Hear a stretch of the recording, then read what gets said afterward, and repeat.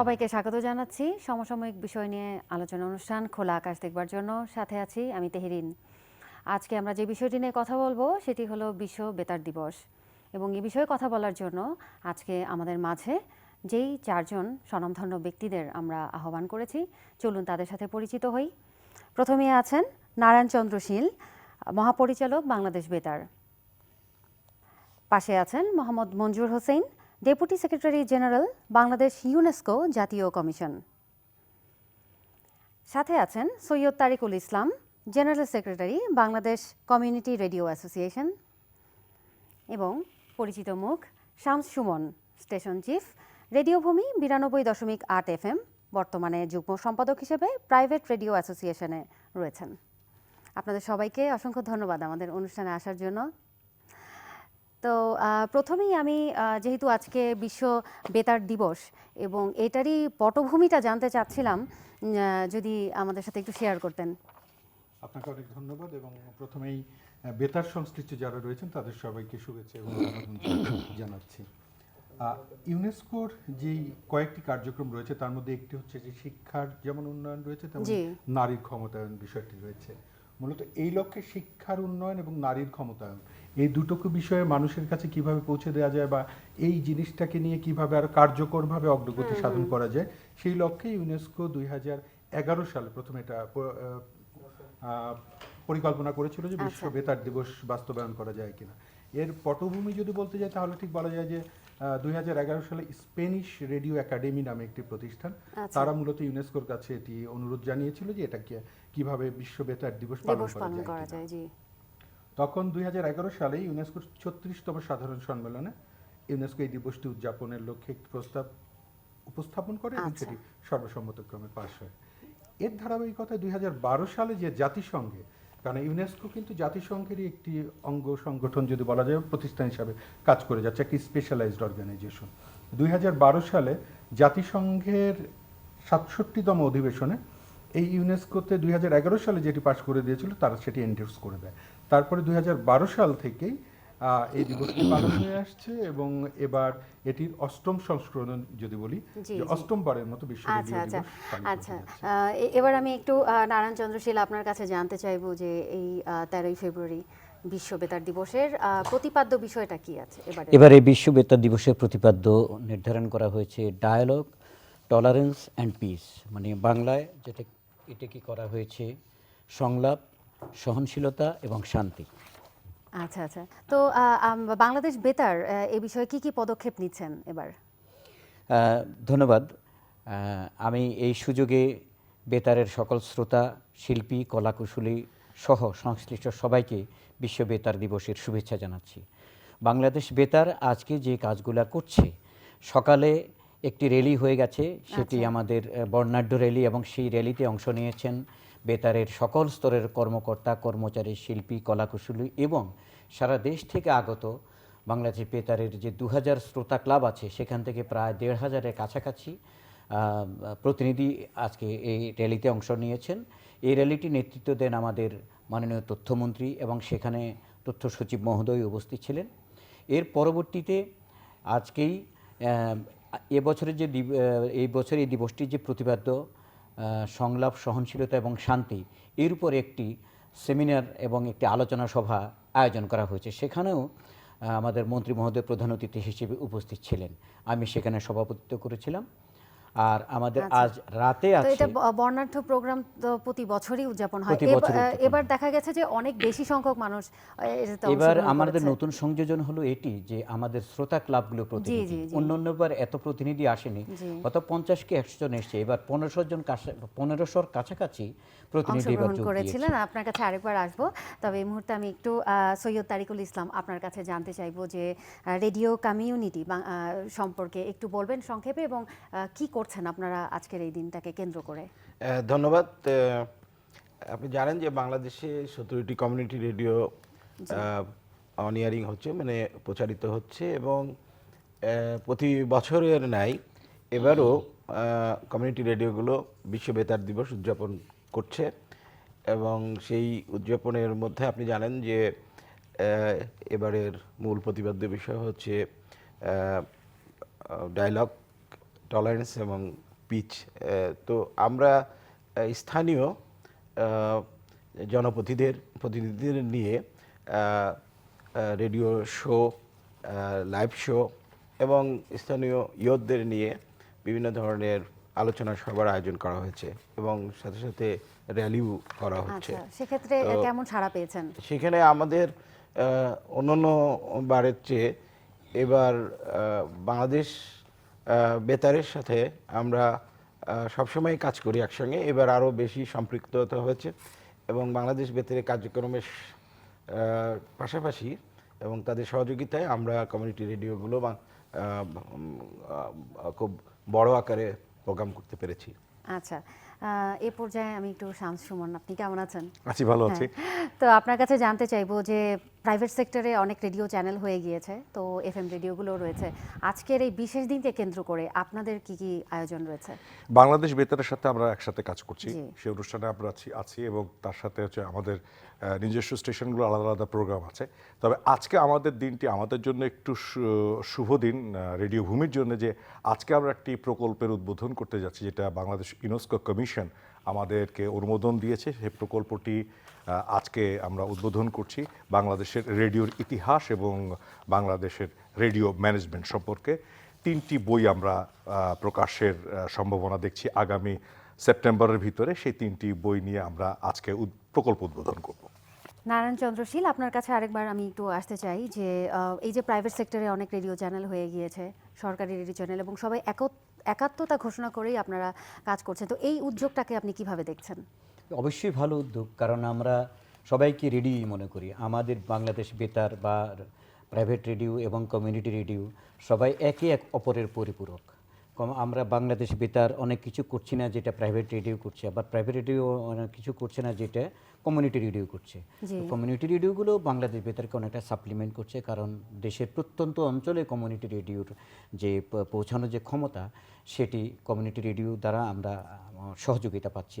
যখন 10 নম্বর মহাবিপদ সংকেত হয় বা যখন প্রাকৃতিক দুর্যোগ হয়, তখন বাংলাদেশ বেতারের সাথে সবচেয়ে বেশি কাজ করে প্রাইভেট রেডিওগুলো এবং কমিউনিটি রেডিওগুলো। মোহাম্মদ মনজুর হোসেন, আপনার কাছে জানতে চাইবো যে ইউনেস্কো মানে যেহেতু আপনি একজন সংশ্লিষ্ট ব্যক্তি সেখানে, তো রেডিও ভূমি যে প্রকল্পটা নিয়েছে সেই বিষয়ে আপনার কি বক্তব্য রয়েছে? প্রথমে যে আসলে একটি বিষয় আবারও বলে রাখা ভালো, যে ইউনেস্কোর যে কার্যক্রমগুলো রয়েছে তার মধ্যে কিন্তু তথ্যের অবাধ প্রবাহ যেটা বলা হচ্ছে, বা অ্যাক্সেস টু ইনফরমেশন, সেটার কিন্তু একটা ওতপ্রোতভাবে জড়িত আছে। আমরাও খুব আনন্দিত এই জন্য যে আজকে যেমন বিশ্ব বেতার দিবস পালিত হচ্ছে, একই সাথে কিন্তু রেডিও ভূমি, গাংচিল মিডিয়া, তাদের সাথে ইউনেস্কো পার্টিসিপেশন প্রোগ্রামের আওতায় আমরা একটি চুক্তি স্বাক্ষর করেছি এবং তারা আগামী এই বছরের মধ্যে বেশ কয়েকটা প্রোগ্রাম করবে বা বেশ কিছু কর্মসূচি রয়েছে। তার মধ্যে একটি সুমন বলেছেন যে 3টি বইয়ের আজকে আসলে অনেকটা বলা যায় লঞ্চিং যদি বলা হয় তাহলে বোধহয় ঠিক সেরকমই, যে মোড়ক উন্মোচন বা ওরকম মোড়ক উন্মোচন হতে যাচ্ছে। এই বইটি কিন্তু আমরা এবছরের মধ্যে এটি শেষ হবে এবং আমরা বোধহয় কোনো এক সময় এই বইটিও প্রকাশ করতে পারবো। ইউনেস্কো পার্টিসিপেশন প্রোগ্রামটা হচ্ছে যে ইউনেস্কো বিভিন্ন সদস্য রাষ্ট্রের সাথে, যে 195টি সদস্য রয়েছে, তাদের সাথে কিন্তু বিভিন্নভাবে সহযোগিতার একটা সুযোগ সৃষ্টি করে দেয়। তো আমরাও সেই ইউনেস্কোর অন্যতম সদস্য হিসাবে এটি আবেদন করেছিলাম। এই জায়গাতে বাংলাদেশ থেকে বেশ অনেকগুলো প্রকল্প দাখিল হয়েছিল, তার মধ্যে এবছর 5টি প্রকল্পকে ইউনেস্কো আর্থিক সহায়তা দিচ্ছে। তার মধ্যে গাংচিল মিডিয়া যেটি রয়েছে, রেডিও ভূমি তারাও রয়েছে। শামসুমন আগেই বলেছেন যে আমরাও খুব তাকিয়ে আছি, খুব আশা নিয়ে তাকিয়ে আছি যে কখনো আসলে এই রেডিও দিবসের সাথে এটার এতই গুরুত্বপূর্ণ একটি সংযোগে স্থাপন হয়ে গেল যে আমরাও তাকিয়ে আছি, কারণ তাদের কাজের যেই পরিধিটা থাকবে সেটাও থাকবে যে রেডিওর বিবর্তনটাকে তুলে আনতে চাচ্ছেন তারা, এবং রেডিওর ইতিহাসটাও সামনে চলে আসবে এখানে। যেহেতু রেডিওর এই বিবর্তন ইতিহাস সম্পর্কে প্রায়, এবং ম্যানেজমেন্ট যেটা ব্যবস্থাপনা, এটি সম্পর্কে 3টি বই প্রকাশ হবে, তার মধ্যে একটি বাংলায়, 2টি বাংলায় এবং একটি ইংরেজিতে। তো আমরা ধরে নিচ্ছি যে এই ধরনের কর্মসূচির মাধ্যমে রেডিওর মতো একটি জনপ্রিয় যোগাযোগ বা সম্প্রচার মাধ্যম যেটি রয়েছে সেটির সম্পর্কে আমরা আরো বেশি কিছু জানতে পারবো, নতুন জেনারেশনও অনেক কিছু জানতে পারবে। এই ব্যাপারে বাংলাদেশে এখনো পর্যন্ত কোনো বই বের হয় নাই। মানে বাংলাদেশের রেডিওর ইতিহাস, বাংলাদেশে সরকারি রেডিও, বেসরকারি রেডিও, কমিউনিটি রেডিও, বিদেশি বেতার, স্বাধীন বাংলা বেতার কেন্দ্র, এবং হচ্ছে ডিজিটাল মিডিয়ায় বেতারের প্রভাব, এই টোটাল বিষয়টা নিয়ে এই প্রথম একটি বই বের হচ্ছে, জি। যেটি বাংলাতে এবং ইংরেজিতে, এবং সেই সাথে ইংরেজিতে হচ্ছে রেডিও ম্যানেজমেন্টের একটি বই, যে বইটি হচ্ছে আমাদের লেখাপড়ার ক্ষেত্রে সহযোগিতা করবে মাস মিডিয়ায়। আচ্ছা, তো এই বইটা তো মানে করবার মানে ইয়েটা কি ছিল, মানে কেন এরকম একটা চিন্তা করলেন, কিভাবে এই চিন্তাটা আপনাদের মাথায় আসলো? আমার মনে হয় পার্টিসিপেশন প্রোগ্রামের বিষয়টা খুব ভালো বলতে হবে। সারি বলুক যে আমরা প্রপোজাল দিয়েছিলাম সেখানে যে কীভাবে পার্টনারশিপের আওতায় কাজ করা যায়, এবং ওনারা এটা রিভিউ করেছেন, রিভিউ করার পরে ওনারা এটাকে অনুমোদন দিয়েছেন। এবং পার্টিসিপেশন প্রোগ্রামটার বিষয়ে স্যার যদি একটু বলেন আমাদেরকে যে বাংলাদেশে কীভাবে কাজ করছে ইউনেস্কো। 2 বছর পর পর ইউনেস্কো বিভিন্ন সংস্থাকে, সেটা সরকারি বেসরকারি সব ধরনের সংস্থাকে, এবং ইউনেস্কোর কাজের কিন্তু 5টি মাধ্যম রয়েছে, 5টি সেক্টরে, সেটা যারা বলে থাকে যে, তারা যেটা বলে থাকে আর কি, যে এই জায়গায় ফ্ল্যাগশিপ প্রজেক্ট রয়েছে, ফ্ল্যাগশিপ প্রোগ্রাম, সেটা হচ্ছে শিক্ষা, সংস্কৃতি, সামাজিক যোগাযোগ মাধ্যম, বিজ্ঞান এবং আইসিটি যেটা বলা হয়ে থাকে। তো এই 5টা ক্ষেত্রের মধ্যেই তারা সাধারণত পার্টিসিপেশন প্রোগ্রামে আর্থিক সহযোগিতা দিয়ে থাকে। আমি আগে বলেছি প্রতি 2 বছর পর পর তারা এটার প্রকল্প আহ্বান করে, আমরাও তাতে সাড়া দিই। আমরা এটা সাধারণত প্রচার করে দিই সারা দেশে বিভিন্ন মাধ্যমে, পত্রিকা এবং যেটা হচ্ছে ওয়েবসাইটের মাধ্যমে এটা প্রচার করি। তারপরে কিন্তু দেশের বিভিন্ন সেক্টর থেকে, সরকারি বেসরকারি, সেটা যদি বলি এনজিও আইএনজিও, সব দিক থেকে কিন্তু আবেদন করে, এবং ব্যক্তিগত পর্যায়ে অনেকে করে থাকে।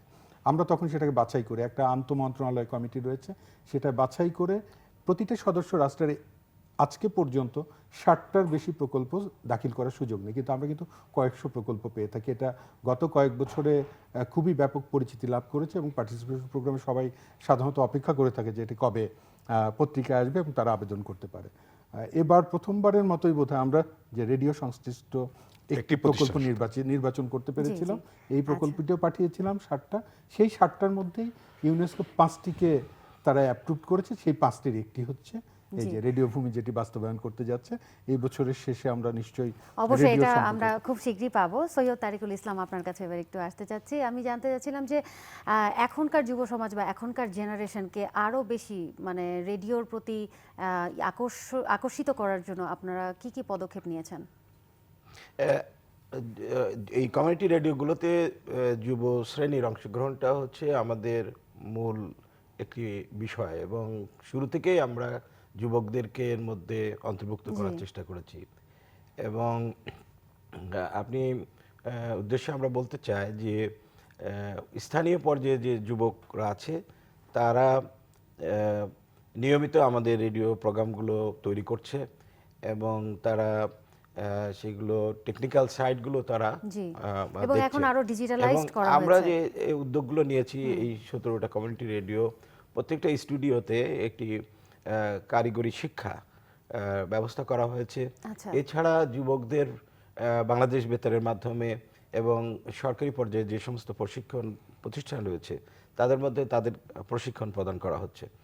এই প্রশিক্ষণের মাধ্যমে আমাদের মূল উদ্দেশ্য হচ্ছে স্থানীয় পর্যায়ে যুবকরা তাদের ক্ষমতায়ন করা, এবং পাশাপাশি আপনাকে আরেকটা কথা বলি, যেখানে যুবকদের মধ্যে বিশেষ করে নারী এবং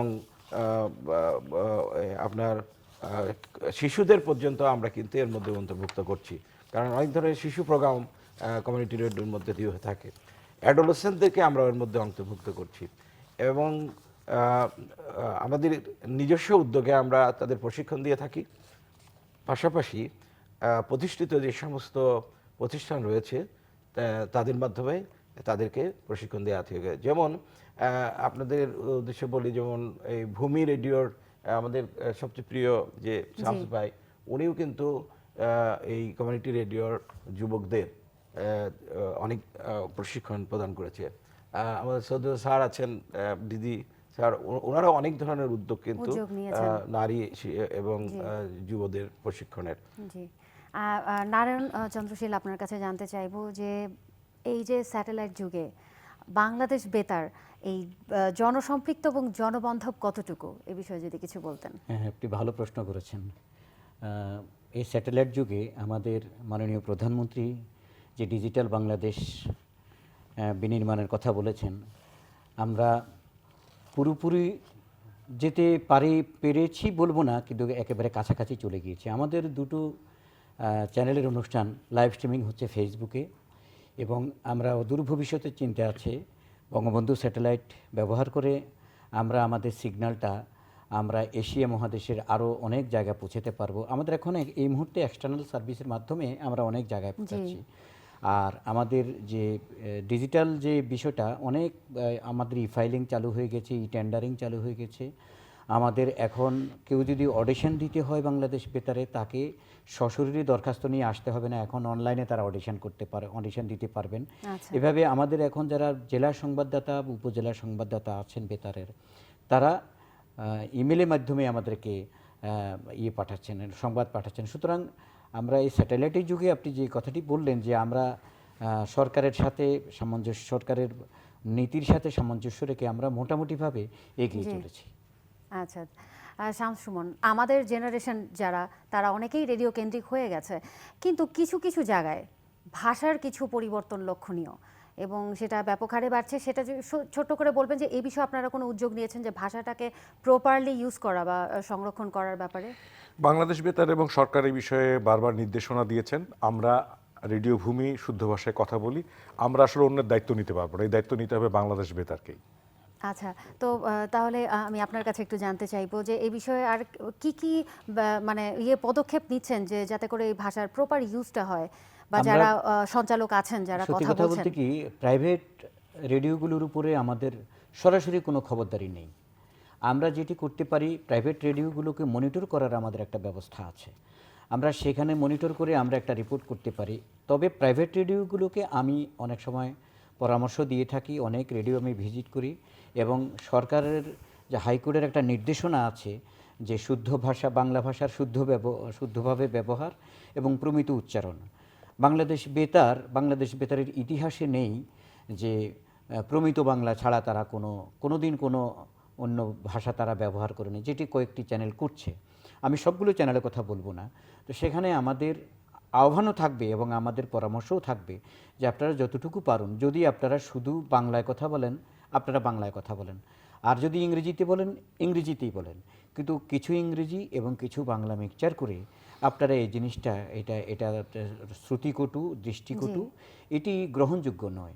আরেকটি বিষয় আমি এর সাথে যুক্ত করি, অনেকগুলো চ্যানেল লক্ষ্য করবেন যে ফিউশন সঙ্গীত প্রচার করছে। ফিউশনের নামে, আমি এটাকে ফিউশন বলি না, আমি কনফিউশন বলি, যে সঙ্গীতকে বিকৃত করা হচ্ছে, যেটি বাংলাদেশ বেতার কখনো সমর্থন করে না।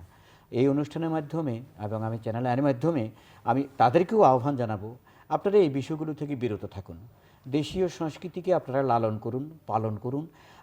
আপনাদের দিকে যুব সমাজ তাকিয়ে আছে। প্রশ্ন করতে পারেন যুব সমাজ তো একটি গ্রহণ করছে না, যুব সমাজ গ্রহণ করছে। যুব সমাজকে শিক্ষিত করার দায়িত্ব কিন্তু বেতারের, শুধু বাংলাদেশ বেতার না, যে কোনো বেতারের কিন্তু ভূমিকা রয়েছে যুব সমাজকে শিক্ষিত করার। কারণ আপনার সন্তান যদি সবসময় বার্গার খেতে চায়, আপনি তাকে শুধু বার্গার দেবেন না, আপনি তাকে দেশীয় সবজি, আপনি তাকে দেশীয় মাছের সাথে পরিচিত করতে হবে, তার জোর করে হলেও দিতে হবে। সুতরাং বাংলাদেশ আসলে একার কোনো দায়িত্ব না, এটা সবারই দায়িত্ব না, এটা সবগুলো রেডিও এভাবে যদি নিজেরা এগিয়ে আসে বাংলাদেশ বেতারের সাথে, আমার মনে হয় আমরা একটি পরিবর্তন আনতে পারবো যুব সমাজের মাঝে। ধন্যবাদ। মোহাম্মদ মঞ্জুর হোসেন, এক সময় দেখা গেছে যে শুধু বিবিসি ছিল, বাংলাদেশ বেতার ছিল, এখন প্রাইভেট সেক্টরে প্রচুর রেডিও চ্যানেল হচ্ছে এবং মানুষ যথেষ্ট এটা আন্তরিকভাবেই নিয়েছে ব্যাপারটা। তো এই বিষয়ে আপনার কি বক্তব্য, যে আপনি এই ব্যাপারটাকে কিভাবে নিচ্ছেন? আসলে নিজের অভিজ্ঞতা যদি সবার সাথে শেয়ার করে নেওয়া যায়, সেটা এক ধরনের। আমরা ছোটকালে দেখেছি, আমাদের মধ্যে সবারই অভিজ্ঞতা রয়েছে, টেলিভিশন যখন কোনো জায়গায় শহরেও পৌঁছাতে পারেনি, তখনও কিন্তু গ্রামে বেতার ছিল। জি, এটা একটা অসাধারণ মাধ্যম বলা যায়, যেটা খুব সহজে মানুষের কাছে, কিন্তু এটি কিন্তু যে কয়টা যোগাযোগ মাধ্যম বা সম্প্রচার মাধ্যম রয়েছে এখন পৃথিবীতে, সবচেয়ে সহজে এবং অল্প মূল্যে মানুষের কাছে পৌঁছে যাওয়ার জন্য কিন্তু বেতার একটা অন্যতম মাধ্যম। তো সবচেয়ে বড় কথা, এটি কিন্তু সহজে বহনযোগ্য। আপনি বুক পকেটে করে আপনি যে কোনো ওখানে এটা চলে যেতে পারবেন। আর এখন এবং সেটা যুগ যুগ ধরেই হয়ে আসছে, এবং এখন মোবাইলেও কিন্তু এটা হয়ে যাচ্ছে। আপনি বলুন। এবং যেই বিবর্তনটার কথা আমরা একটু আগে আলোচনা করছিলাম, আমি যদি ওইদিকে আবারও ফিরে যাই, তাহলে দেখতে পাবো যে আগে সেই বিশাল আকারের যে বেতার ছিল, এখন কিন্তু সেলফোনের মধ্যেই চলে আসছে। আমরা বিদেশেও যেমন বিশ্বের বিভিন্ন দেশে গাড়ি চালানোর সময় কিন্তু FM রেডিও যেটি রয়েছে, সেটার মাধ্যমে বিনোদনও হচ্ছে এবং সামনে সড়ক পথের কী অবস্থা সেটাও জানতে পারছে। এই জন্যই বোধহয় যে এই মুহূর্তে এখনও এই যে আমরা খুব অগ্রগতি হয়ে গিয়েছে, বিভিন্ন মাধ্যম চলে এসছে, বিনোদনের, তারপরেও বোধহয় বেতার একটা বিশেষ জায়গা দখল করে রেখেছে। এবং এই কারণে আরেকটা জিনিস বলি যে এই বিশ্ব বেতার দিবস যে পালিত হচ্ছে 2012 থেকে, খুব আনন্দের বিষয় এবং আমাদের মনে হয় যে এটা সবারই ভালো লাগার কথা। 2014 সাল থেকে কিন্তু প্রায় 130টিরও বেশি দেশে বিশ্ব বেতার দিবস পালিত হচ্ছে। এটা প্রতি বছরই বেড়ে যাচ্ছে, এবার নিশ্চয়ই তার চেয়ে অনেক সংখ্যাটা বেশি হবে।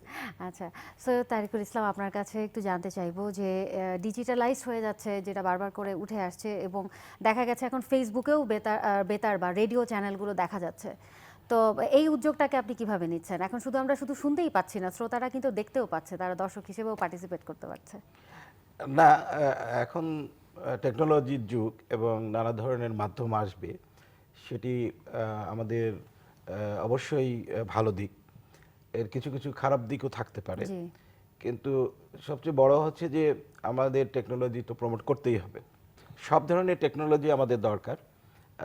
পাশাপাশি এই যে বিশ্ব বেতার দিবসে আমরা যেটা দেখছি যে বিশেষ করে এবারের প্রতিপাদ্য বিষয়, এটা স্থানীয় পর্যায়ে বিভিন্ন শ্রেণীর মানুষ কিন্তু এর উপরে কথা বলতে চাচ্ছে যে আসলে আমাদের পিস দরকার, সোশ্যাল হারমোনি আমাদের দরকার, আমাদের উন্নয়নের জন্য দরকার।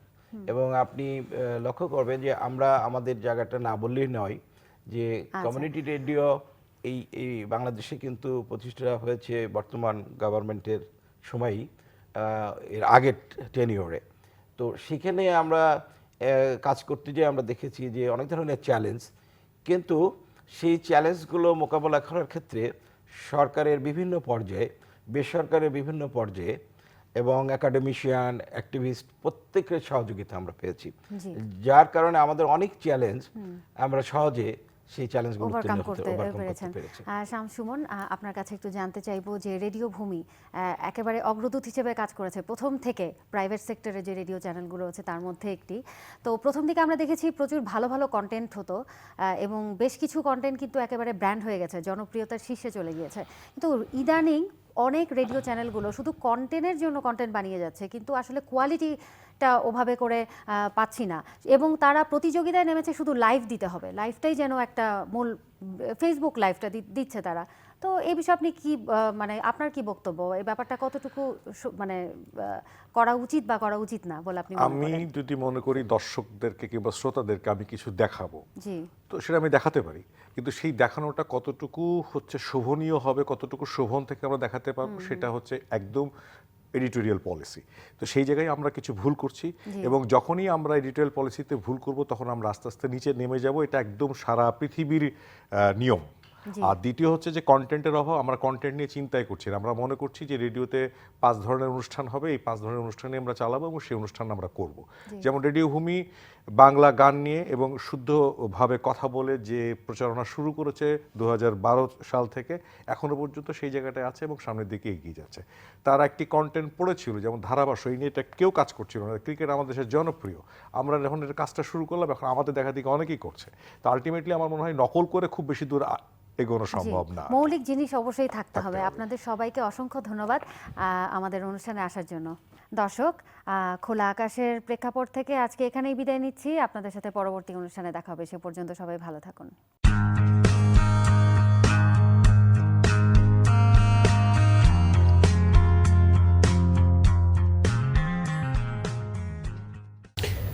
বাংলাদেশের রেডিও ইতিহাস ও বিবর্তন নিয়ে কাজ করবে ইউনেস্কো ও গানচিল মিডিয়া লিমিটেড রেডিও ভূমি 92.8 FM। ইউনেস্কো পার্টিসিপেশন প্রোগ্রামের আওতায় অনুমোদন পাওয়া প্রকল্পে 7টি সেমিনার ও 5টি গোল টেবিল বৈঠকের পাশাপাশি 3টি বই প্রকাশ করা হবে। উপস্থিত ছিলেন চ্যানেল আয়ের পরিচালক ও বার্তা প্রধান শাইখ সিরাজ, বাংলাদেশ ইউনেস্কো জাতীয় কমিশনের ডেপুটি সেক্রেটারি মোহাম্মদ মঞ্জুর হোসেন, বাংলাদেশ বেতারের মহাপরিচালক নারায়ণ চন্দ্র শীল ও রেডিও ভূমির স্টেশন চিফ শামস সুমন।